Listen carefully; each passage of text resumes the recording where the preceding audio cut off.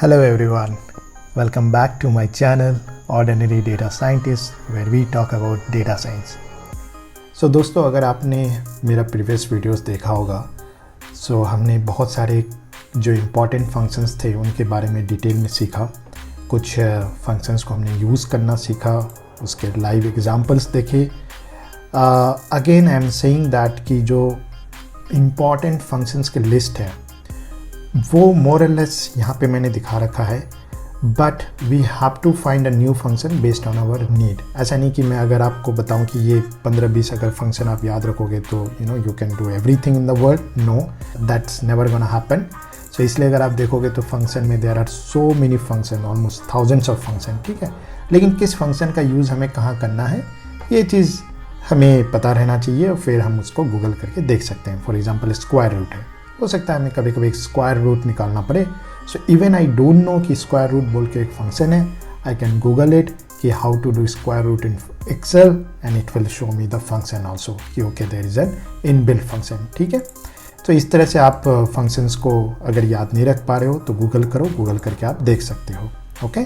फिर भी मैंने कुछ एक लिस्ट दे रखा है, इन सारे फंक्शंस को आप प्लीज़ प्रैक्टिस करो। जितना प्रैक्टिस करोगे उतना आप efficiently इस फंक्शन को यूज़ कर सकते हो।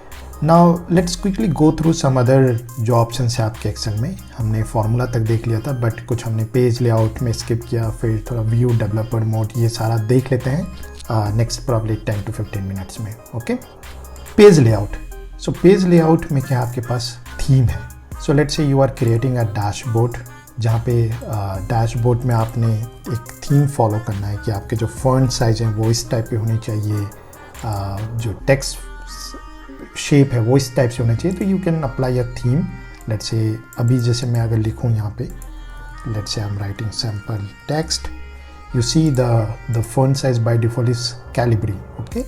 Now if I go to page layout and I select a theme, let's say I am selecting this Wisp and you see the font size automatically changed, it became some century. So इस तरह से आप कोई भी theme use कर सकते हो जो कि आपको रेडीमेड टेक्स्ट फॉर्मेट, ये सारी चीज़ आपको रेडीमेड देगा and you can customize also, but ये रेडीमेड देगा। Now another options are like, जो मैं दिखाना चाहूँगा वो है bring forward, send backward and on. So ये मैंने फिक्स कर दिया एक बार। लेट्स से मैंने एक शेप डाला और इसके ऊपर एक और शेप डालना चाह रहा हूँ मैं,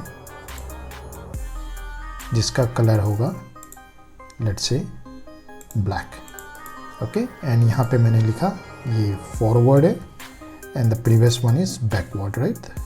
मैंने यहाँ पे फिर से जाके थोड़ा फॉन्ट साइज बड़ा कर दिया। नाउ ये आपके क्या है कि एक लेयर के ऊपर एक लेयर है। सपोज़ ये अगर मेरे को पीछे भेजना है तो आई कैन यूज़ बैक या फिर बैकवर्ड, इस टाइप से यहाँ पे भी कर सकता हूँ राइट क्लिक करके, या फिर सेम ऑप्शन आप अगर पेज लेआउट में जाके यहाँ पे बैक, बैकवर्ड, सेंड फॉरवर्ड, ये सारा ऑप्शन भी सिलेक्ट कर सकते हैं। सपोज जैसे मैंने यहाँ पे बैक किया, you see it went behind this big red shape, वो विजिबल नहीं है, तो इसीलिए इसको मुझे बैक करना चाहिए ताकि ये रेड बैक में रहे एंड ब्लैक आगे रहे। सो ये आप यूज़ कर सकते हो।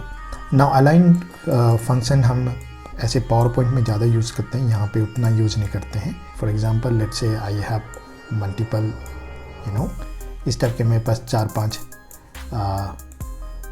डब्बे हैं।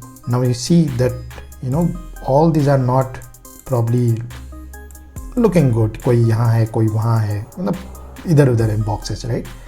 सो you can use some of the tool. Let's say मैंने ये सारा सेलेक्ट किया, सेलेक्ट करके आपने गया अलाइन में, पेज लेआउट में अलाइन में, एंड देन यू से कि भाई डिस्ट्रीब्यूट, आप लोग पहले हॉरिजॉन्टली हो जाओ, यानी सबके बीच में स्पेस सेम होना चाहिए।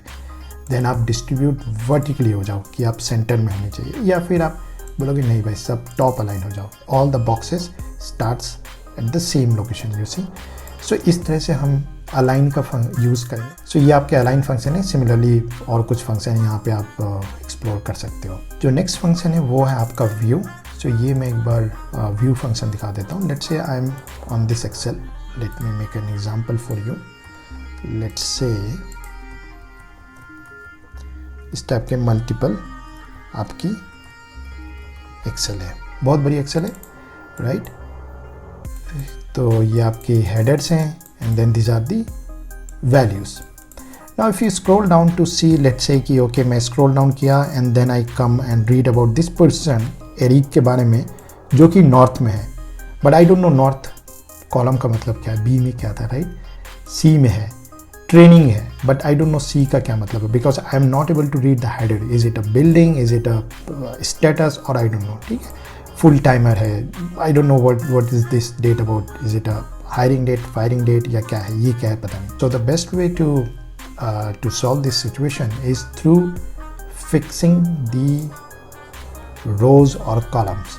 सो फॉर एग्जाम्पल मुझे ये फर्स्ट रो जो था वो फिक्स करना था, so I will go to view, I'll go to freeze and I will say कि freeze top row. You see what the definition says that जो top row है वो हमेशा visible रहेगा even you scroll down. So मैंने ये कर दिया, जैसे ही select किया you see there is a line, ये आपकी line है, ये visible हो जाती है। और फिर अगर आप ये scroll down करोगे, कितना भी scroll down नीचे कर लो आप लोग, ये हमेशा जो row 1 है which is the header is always fixed. सो मैं देख सकता हूँ कि okay this person is in building west, is in department this and joining date is this and salary is this, so I can read everything.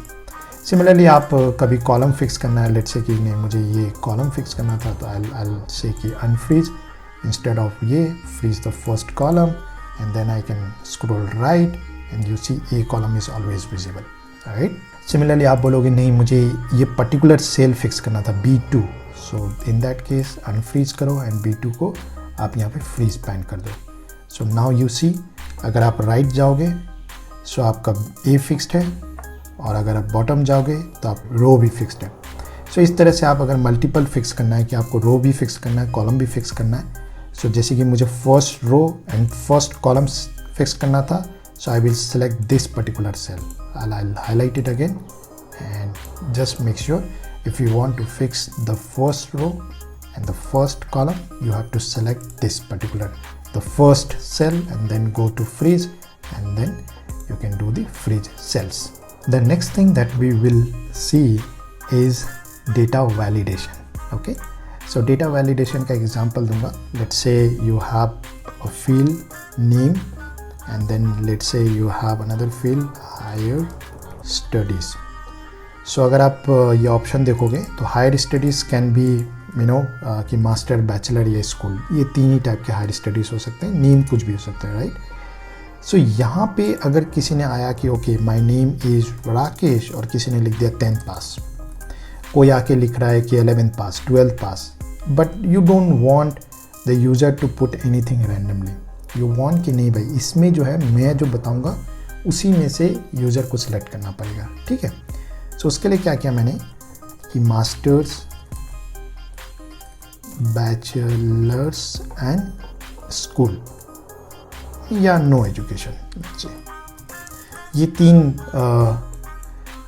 चार तरह के मैंने field बना दिया। नाउ आई वांट कि यूज़र जो है instead of typing here can select from a list. Okay, so how will I do that? यहाँ पे सिलेक्ट किया सेल पे, आप यहाँ पे डेटा टैब में आए, डेटा टैब में आके यू सी यहाँ पे एक ऑप्शन है data validation.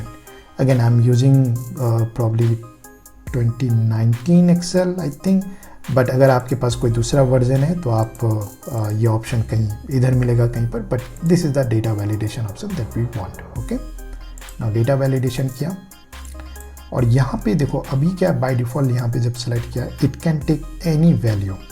I say no it should not take any value, I will tell कि क्या वैल्यू ले सकता है वो। सो मैंने एक allow list and then source, मैंने ये 4 को सेलेक्ट कर दिया कि J7 से J10 तक। ओके कर दिया।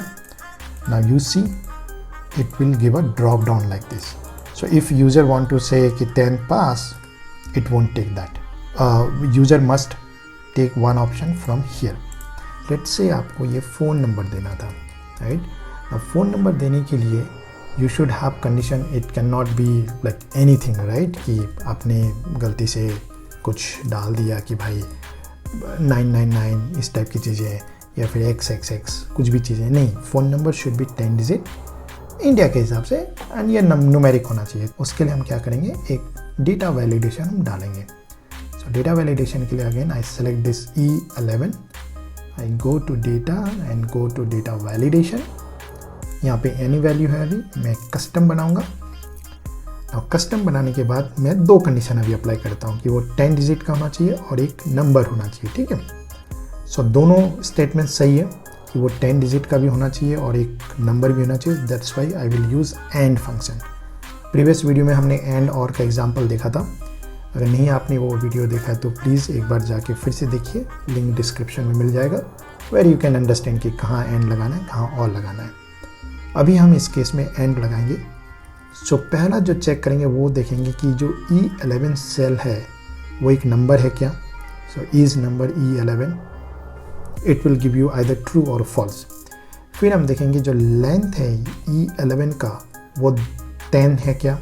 It should be exactly 10, it can not be lesser और ग्रेटर देन 10, राइट। सो ये 2 स्टेटमेंट हम चेक करेंगे। If it is a number it will say true, if length is exactly 10 it will say true, true comma true will give you true, and then the statement will satisfy the criteria. Now let's say मैंने गलती से 1000 लिखा, no it's not taking.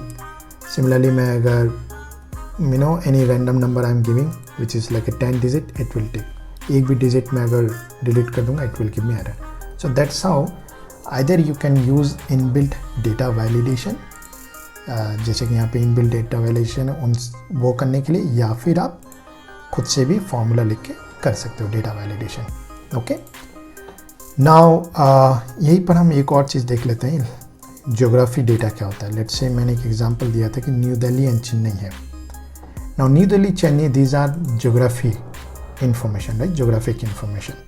सो आप क्या कर सकते हो, इनको आप कन्वर्ट करके you can fetch multiple kind of data from internet. So how should we do that. ये आप सेलेक्ट किए डेटा और उसके बाद ज्योग्राफी में जाके you will say कि convert this into geography. Now you see कि this has been convert into geography. एक आपका एक आइकन चेंज हो गया होगा। You see if I zoom in little, you see the icon has changed. So you see कि जैसे मैंने इस पर क्लिक किया, you have a quick screenshot of the information like it's a Chennai district, Tamil Nadu में आता है, कंट्री है, ये एरिया है, ये some information which is fetching from Wikipedia. Now the same information if you want कि मेरे को lat long निकाल के दो या फिर एरिया निकाल के दो, हम क्या करेंगे, यहाँ पे गए, ये प्लस साइन पे क्लिक किया, then let's say lat, then again I select long and then again I select area. ये देखो अब तीनों नंबर आपके ब्यूटीफुली आ गए। इसको मैं इधर पेस्ट करूँगा, so it will give me the lat long and area for Delhi also. So that's how you can use the inbuilt function geography and then convert the data to something like this. Okay. Once you get the data, you just copy this information, Control C and paste as values, and then you right click करके आपने यहाँ पे data type को convert to text कर दिया, so that it becomes normal and also you got the data also. So that's how you can play around with the multiple options here.